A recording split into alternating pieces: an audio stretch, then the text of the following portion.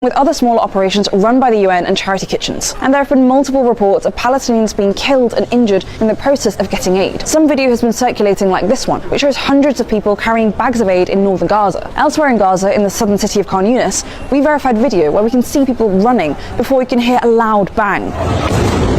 We traced what appears to be the original video, which is shared with a caption linking it to an aid-related incident. We asked the Israeli army about this, and they told BBC Verified that they'd identified a gathering next to an aid truck that got stuck in the area, and in proximity of IDF troops. They said they're aware of reports regarding a number of injured individuals from IDF fire, and that they regret any harm to uninvolved individuals. The Iranians have been pushing propaganda that Israel is just, close to being finished, that they've done a whole lot of job. They are only just managing the situation not to attack Israel more, because of the civilian population and all of that they have the capacity to actually overwhelm Israel quickly. I mean, they've been defiant. But, generally the world media, when we take a look at it, people think that the Iranians are not that strong. But we've seen them being resilient. And, of course, Netanyahu is also coming very hard and urging, those who are in Israel not to be publishing certain pictures and all of that. There's a media blackout because of what Iran is doing.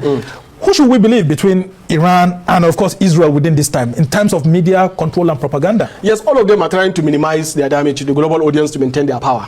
But frankly, Israel is considerably damaged, right? Look at the land size compared to Iran and Israel. You can practically carry 20 Israel and dump in Iran and you still have space. So it's a very small country. Look at the damage that is done to Haifa. It's almost decimated. Tel Aviv is almost down. Ben Gurion has been bombed many times by the Houthis, and now it's almost also down. In fact, based on the latest estimate, Israel lost nearly $500 billion worth of their own infrastructure. It's irrecoverable. So their only show of coming back strong and proving their own prowess is making sure that Iran is subjugated. And the only way they can subjugate Iran is bringing United States on board.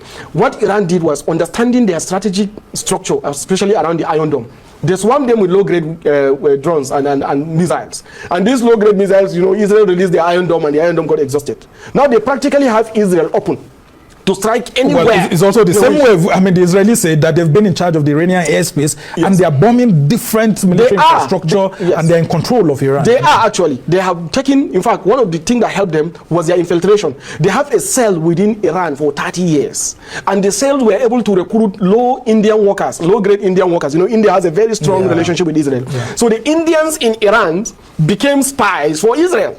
So they are giving a lot of information, and through these Indian workers, home workers, factory workers, gardeners, restaurant workers, shopkeepers, pharmacists, through these people, that's how they got information about each and every major military and nuclear scientist in Israel, and that's how they're able to take them out, right? So they planned this thing